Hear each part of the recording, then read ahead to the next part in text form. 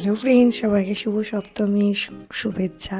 তো আজকে দিনটা শুরু হয়েছে আমার মামা মেয়ের ড্রয়িং কম্পিটিশান দিয়ে, যেটা আয়োজন করা হয়েছিল সেন্ট্রাল পার্কে।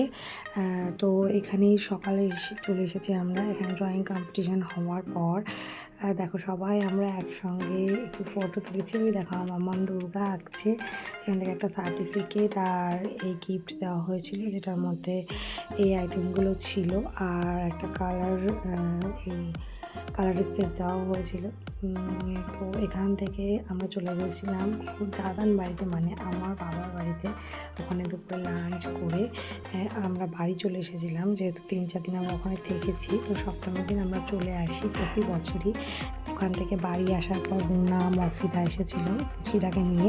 তো আমরা বাড়িতে প্যান্ডেলে একটু যাওয়ার পরে এরপর আমরা চলে গেছিলাম A2 প্লেগ্রাউন্ড, যেখানে বিশাল বড় একটা মেলা হয় আর খুব সুন্দর হয়। ওখানে মানে গিয়ে 1-1.5 ঘন্টা 2 ঘন্টা বসে থাকা যায়। তো এখানে মেলা ঘুরে আমরা বাড়ি চলে আসলাম। আজকের মতো ভিডিওটা এইটুকুই। টাটা, বাই বাই, ভালো থেকো, সুস্থ থেকো।